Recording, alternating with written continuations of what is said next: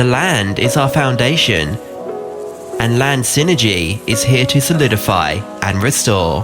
Join us as we connect the dots of land restoration, sustainable practices, and self-sufficiency. It's time to get rooted.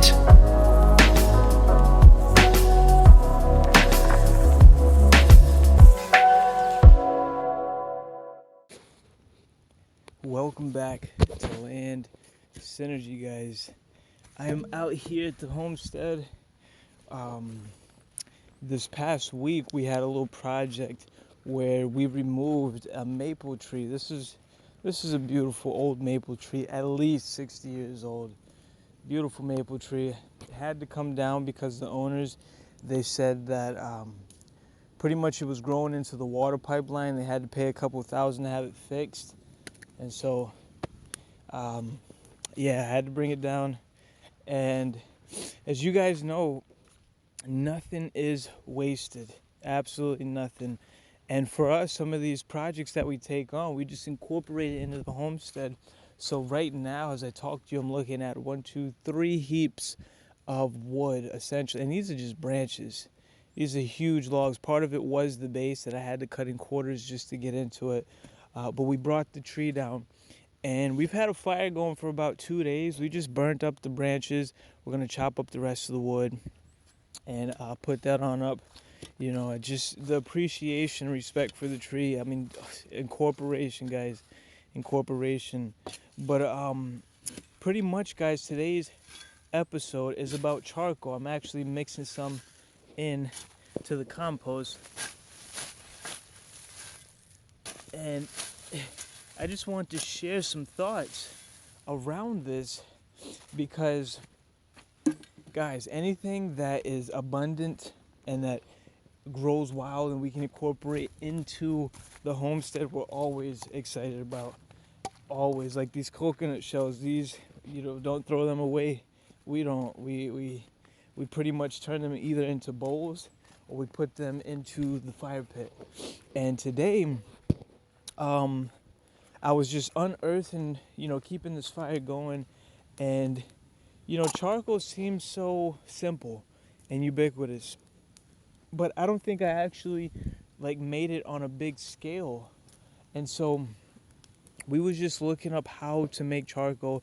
The reason being, we want to incorporate this into the homestead and actually stockpile it, have a couple buckets to use within the compost, to use to increase the pH of the soil. Let's say we have a specific part of the garden that needs its pH raised. We want to have the charcoal on hand.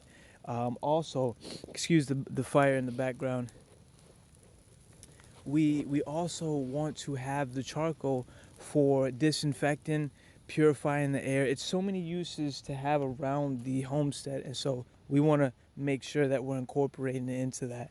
And so we looked into how to efficiently and easily make charcoal, and there was a lot of different ways to make it.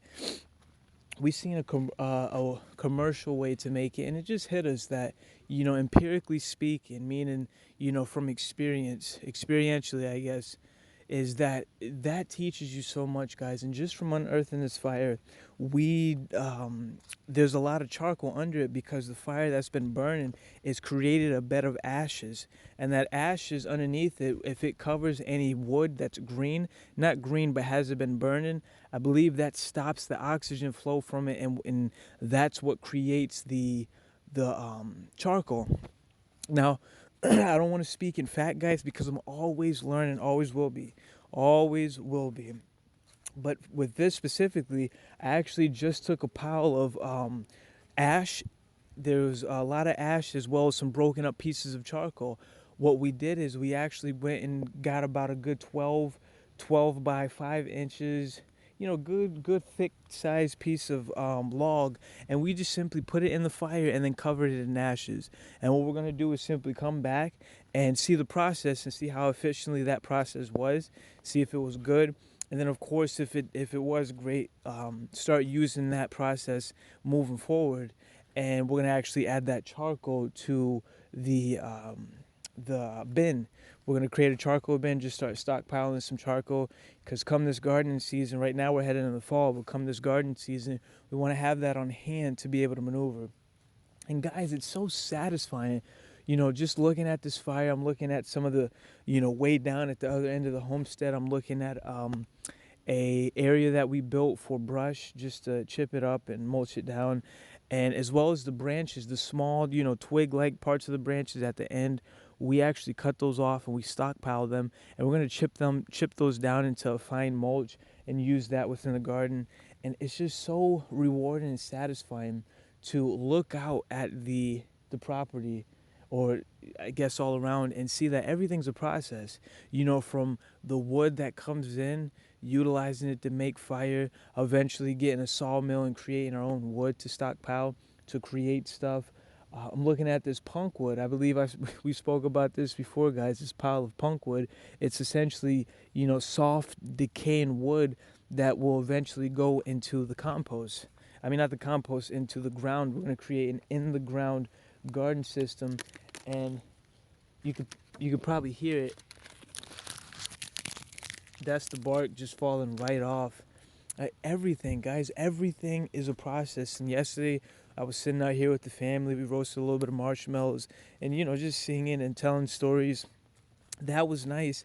But there's something very satisfying as the, I wouldn't say the leader, because I feel like it's definitely, time and place. Everyone leads the family.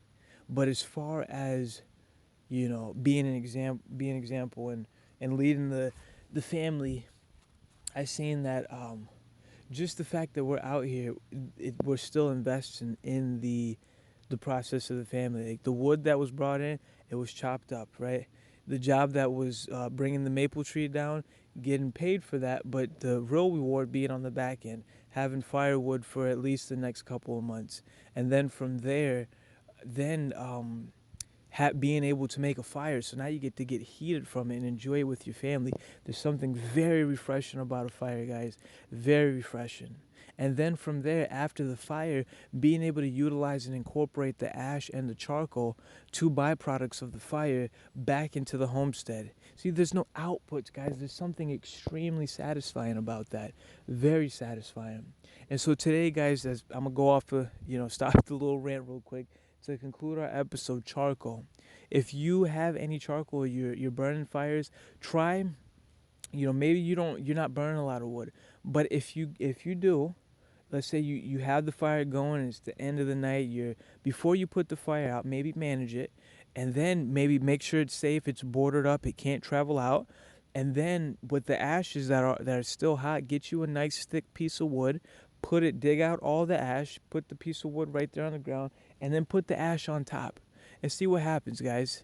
And then from there, that charcoal can be used in so many different ways. I'm still learning all the different possibilities, but guys, abundance is around you, man. It's time for us to synergize the land, and synergizing the land means nothing is wasted.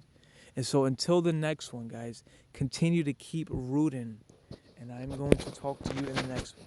Stay rooted, and talk soon.